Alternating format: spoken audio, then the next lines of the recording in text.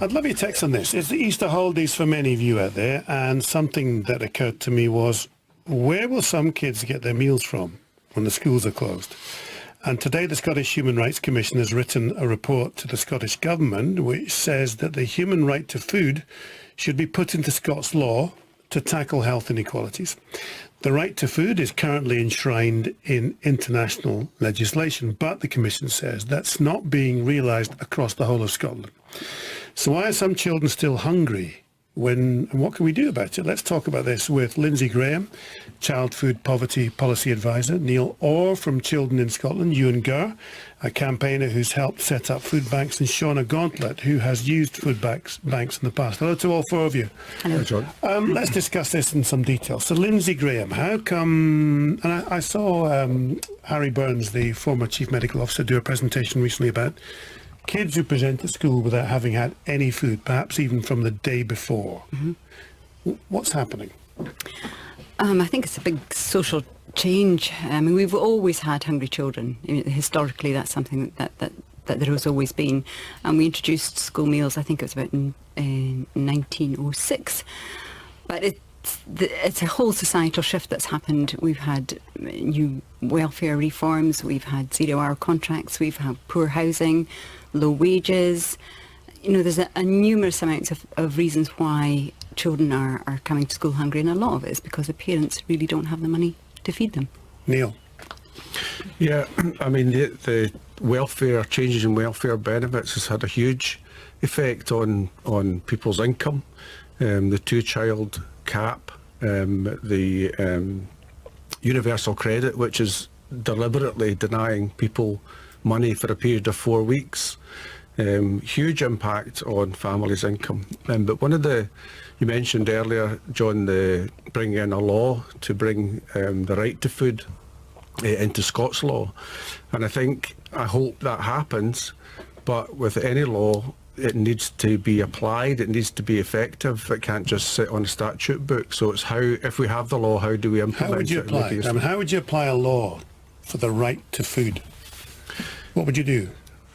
I think it's looking at the right to food in a broad view rather than just what you're eating every day. So the right to food is the right to quality food at the right price, easily accessible, and all the actions around the right to food would need to cover your access, affordability, your quality of food, and that's about the food supply chain and what's available locally in communities. Well, Ewan and Shauna, you're both in the Dundee studio. Shauna, you've been to food banks. Tell me why you need to go to a food bank, what happens, and what would you think this law would do? Well, the reason why I needed to go to food banks was because at the time I was in a homeless unit, and it wasn't a very nice experience because I didn't have officially like a settled status, so I had to go to food banks for that reason. And with regards to a law coming in, I think that would be great if it does come into force, but I would question around the quality of food and stuff like that as to how you would go about doing that. Before we move away from you, there's a fascinating article that I read today again, which is about a mother. And what seems to happen a lot is that mums deny themselves food to feed their kids. And it talks about the hunger that some young mums face. And you've got 2 kids, and I know you've gone without food so that you can give your kids food. Mm-hmm. What's that like? What does that do to you? It's not a very nice experience. No. And there's the instance of being embarrassed not actually having enough money to hand over to the shopkeeper to get food for your kids. Oh, hang on, I've never heard this kind of story before. So what do you do? What happens when you've got a basket of food? So yeah, you have a basket of food and you would have to, you've only got, say, like a £10 note to hand over. and you don't necessarily have enough for all of the other essentials that you need. So something's got to give, so you decide to then have to maybe put something back that you could live without, and it's not overly essential, but your kids deserve it more than you do. You're in Dundee as well, alongside Shauna. I mean, the stories that Shauna's telling there, is that the kind of things that you're hearing, why people are coming to the food banks that you helped set up? Yeah, Anne-Marie, I mean, that's it in a nutshell. I mean, it's Shauna and several thousand others. I mean, there was a piece of research that was done recently that highlighted that the provision of emergency food in Scotland was in the region of the provision was almost 500,000 in the last 18 months, and that's including not only Trussell Trust food banks but also independent food banks. So I think the scale of hunger across Scotland is significant, and I think John referred to an article. I am assuming that the article he was referring to was the Mosaic Science piece. It was. I think what was really moving about Mother that called piece... Kerry, was it? Do I remember that correctly? Yes. Yeah, I think so. It's right at the very start, and I think what's really quite moving about that particular piece is the fact that it highlights, and Shauna's just touched on this, not only that poverty is a practical issue in that we don't have resources, but it also highlights the psychological effects, the physical, the mental, the emotional strain. And I think what Shauna's communicated just now is really a very eloquent and articulate experience that actually many of us, or certainly those with sustainable incomes, it's just an experience that is taboo to the rest of us. I'm just curious, Lindsay, that we've talked about the right to food being enshrined in law. How do you enshrine that in law? The practical bits of a right to food, what are they? What does it mean? It's from a poverty point of view, it's making sure that people have adequate access. That's what Neil was saying earlier on as well. But it also goes down to fair wages. I mean, it's really quite complex, and there is a consultation out just now which closes on the 18th of this month. And I would urge listeners to look it up and also take part in the consultation, because part of bringing in any law is to make sure that the citizens understand what it's all about. And the right to food is quite complex because it is about a whole societal shift. It would be groundbreaking if Scotland did it, and I think it would be amazing. But it's everything. It's about the way that we procure food. It's about fairness in food. It's about... What does that mean? What does that mean, fairness in food, making sure that everybody has the wherewithal to buy food that they need to live in a dignified way. But that means, and you and... Neil, I've looked at that earlier, said a bit earlier, it involves the food production chain. So that means getting businesses on board to say, you must provide in law available, decently priced food. Now, they're businesses, I'm not saying they're uncaring, but how is that going to be implemented? Well, that's part of the consultation as well. I mean, they've got to ask everybody how they think this can be done. And if you look through the series of questions that the government have put out there, everybody has a right to put something in there and put their... So it's a hugely complex piece of work, and I don't think it would happen overnight either. I think it's something that would have to be very, very gradual. But Scotland could do this. Scotland could do this. And of all the 4 UK nations, I do think that Scotland's probably the furthest ahead with tackling some of the inequalities that we're talking about just now. The obvious point is this text that's come in from somebody here. Maybe you can answer this, because this will have been put to you quite a lot. This is, someone says, John, I prioritise food for my family. He says, we don't smoke. We rarely drink, we never had drugs, and we are some of the few parents at school who don't have tattoos. Those I know who are always moaning about feeding their children drink, smoke pot, have lovely tattoos.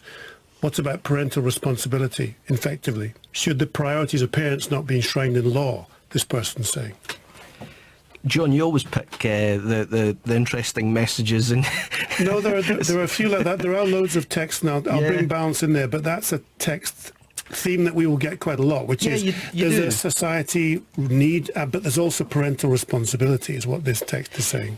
And there's a part of that, but I'm sitting next to a lovely young lady who doesn't have any tattoos, who doesn't smoke, who doesn't drink, and you know, Shauna and I have known each other for 15 years, and that's always been the case. So, you know, I think what we're talking about here, and Neil and Lindsay have so succinctly and so clearly pointed out some of the reasons that drive this need. I mean, we've talked, one of the key things is the Welfare Reform Act. I mean, what has come out of that since 2013 is a significant increase in the number of people who are being sanctioned, who have job seekers allowance or employment support allowance. We've seen the outflow of universal credit. What we once knew as the bedroom tax, or otherwise known as the spare room subsidy, has come out of that. What we are seeing is a social security net that has become so fragmented that those who are seeking employment or seeking a sustainable income to get back to a position of living a sustainable life are being are in a situation where sometimes the money just runs out before you get to the point that your next wage comes through or your next benefit payment comes through. So I think that, you know, I respect whoever sent that text message. I understand that they've probably taken a great degree of responsibility, but you know, I'm a dad of 3 kids as well, and I know that there are those on restricted or low incomes that it's just not as simple as that for everyone. Neil, we're also getting texts, people saying, you know, if you buy a packet of porridge, say for example, that's not too expensive. It's maybe not lack of money, it's lack of, say, cooking skills. I mean, and I would sorry, say, Shauna, on you go. I would say, for me personally, I would say that's definitely it, because I'm definitely not the best cook, and I would love to be able to know how to be the best cook, but it's something that I would really benefit from. So it's not just a case of having access to food, it's knowing how to cook the food. How has this all affected your life, Shauna? Well, I would just say that, you know, so for me, I in a lot of ways, I have, I'm like a creature of habit in that I cook the same food because I don't know how to cook other stuff, if you know what I mean. So I'm not your next James Martin or Jamie Oliver, you know, knowing how to cook nutritional food that my kids are going to benefit from. I stick to what I know because no one has taught me otherwise. Can we try to help me and the audience again to just get our heads around the right to food? Because I thought we were coming into discussion about the right to food was principally to do with youngsters during holiday time, and they go in hungry. They got a meal at school, but now there's a real problem in families. And we've got Amber Rudd, you know, the Work and Pension Secretary, Amber Rudd, saying the new credit system is a force for good for the majority, but greater flexibility is needed to ensure that the system works for everyone. But what you're saying to me is that it's much more multi-layered. It's not just let's make sure youngsters get food. It's all about affordable food for everyone. And I'm still trying to get my head round, Neil, how we make that work. How do you just make sure everyone in the country gets affordable food and gets access to food and can afford the food themselves? I think it's a big part is motivating the resources and the funding we've got to address that issue. And one of the reasons that sometimes it's difficult to find that motivation and that resource is the language and the views that sometimes are used to describe how people or how people imagine that other people survive in poverty. So the idea that comes up about spending your money unwisely, for example, on cigarettes, is a common one. But I think in that context, it's important to remember that living in poverty is really, really tough. The reasons you arrive in that situation, first of all, is accident of birth. You have no choice over that. Secondly, it's probably because you suffer an illness or a disability. And thirdly, one of the reasons that keep you in poverty is a lack of access to childcare. None of those are choices that are within anyone's power to make. So the idea that it's someone's fault that they're in poverty and they're making bad choices is one that we have to challenge all the time. So we know, for example, that if you're born into poverty, your life is going to be about 10 years shorter than someone else's. That's not your choice either. You're born into those circumstances. And so if you're surrounded by increased disability, mental health, increased rates of suicide, a shorter life term, I think if you choose to spend 10 minutes spending 20 pence on a cigarette to try and relieve some of that stress, I would hate to be judged on that, and I hope I wouldn't be. But the other point about access to food and cooking skills is really, really vital, because in the work that Lindsay and I are involved in, when we're running out of school care clubs for families, it will involve cooking and cooking skills and families cooking together and eating together. And so food actually just becomes a small element of what is essentially comprehensive family support. So can we go around the table then and just help everyone understand what the right to food means? Lindsay, I still don't So, quite get it. to give you an example. What you do is you give food to kids who don't have the money and haven't been fed. No, I don't do that. You're a campaign, but there are food banks. So just help me understand Okay, the right to food. I'll give you an example, John. So at the moment we have, and this is about public services, so this is where the government can help with the right to food. So hospitals, schools, prisons, everywhere where people get food on a public basis.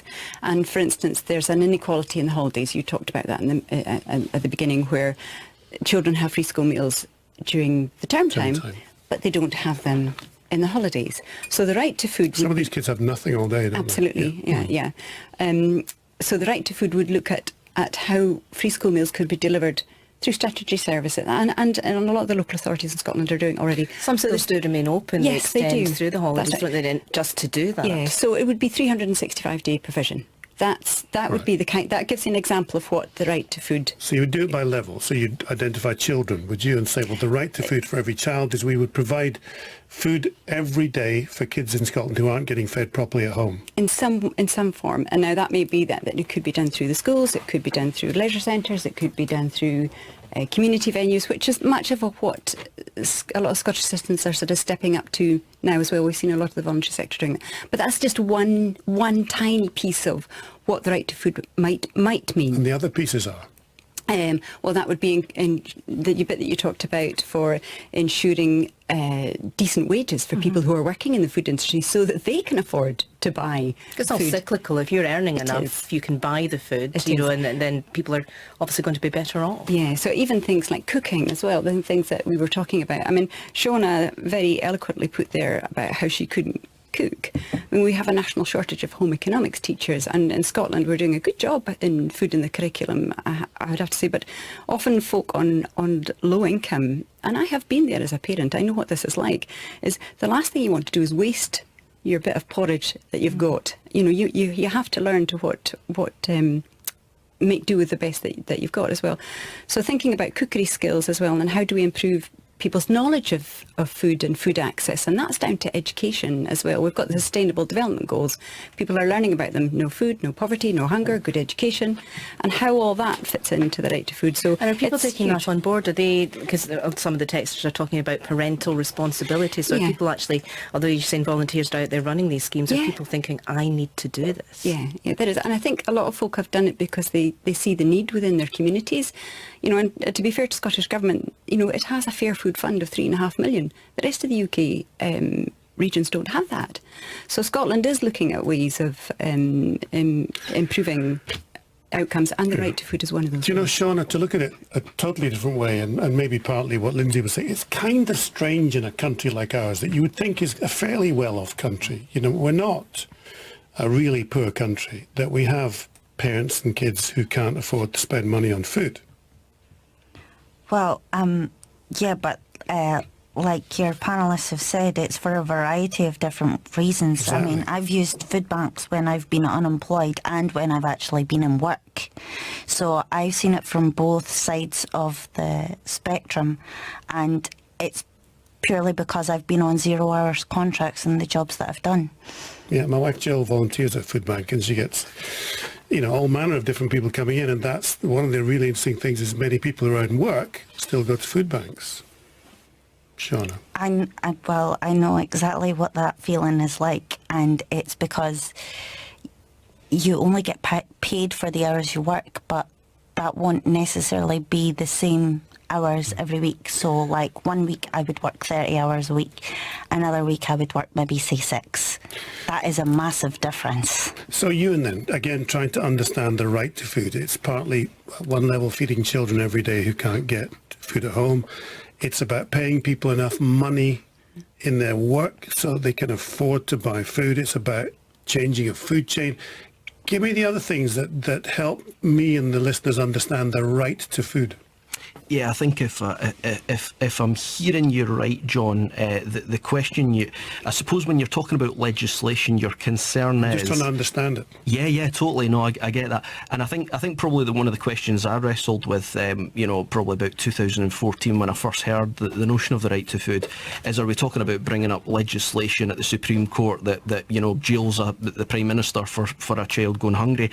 I don't think it's about that. I mean, certainly when, Lindsay and I were involved in the Scottish Government Short Life Working Group on Hunger, and the right to food was one of the recommendations that came out of that report. And ultimately what we were talking about is ways in which we can kind of hold to account the likes of hospitals, the likes of other public servants, to ensure that there is adequate and accessible food available for people. I mean, Lindsay and I are also involved in a local charity in Dundee called Dundee Bairns, which has in the last 10 days over the Easter holidays, obviously our Easter holidays are slightly earlier than the rest of the country, but provided 10,000 meals through breakfast and lunch clubs.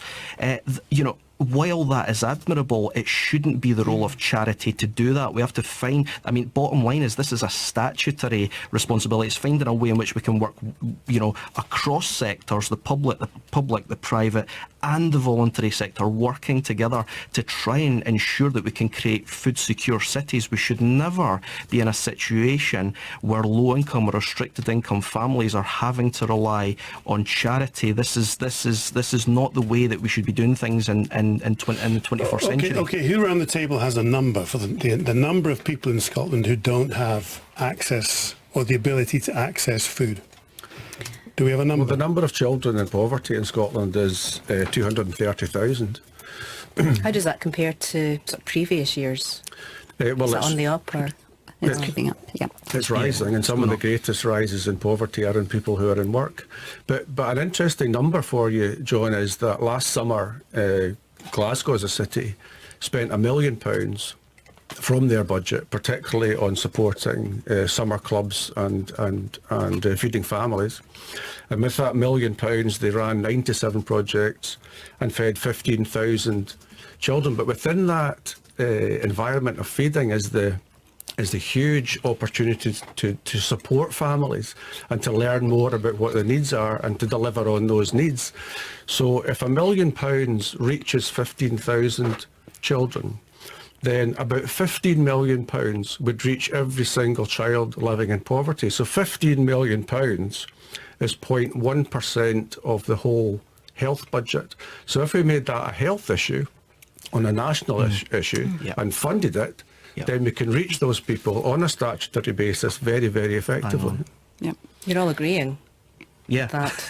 So I've just looked up. So there are a total of about 690,000 kids in school in Scotland. So you're telling me that just under half of them are in poverty? Yeah, but... A third, just over a third are in poverty. About a third. A third of every school boy, girl is in poverty. I mean, John, this is something I saw last week with Dundee Bairns. I was able to visit on Thursday one of the schools that is open during the Easter holidays to provide, and there was 100 kids running about in just that one school. These are kids that are being fed through breakfast and lunch clubs during the Easter holidays. Ewan, we're running out of time. We're sorry. going to come back to this. It's such a big topic, and the right to food to be enshrined, or they're trying to get it enshrined in legislation. So we'll look at that again. Lindsay Graham, Neil Orr, Ewan Gar, Shauna Gauntlet, thank you so much for being part of the programme.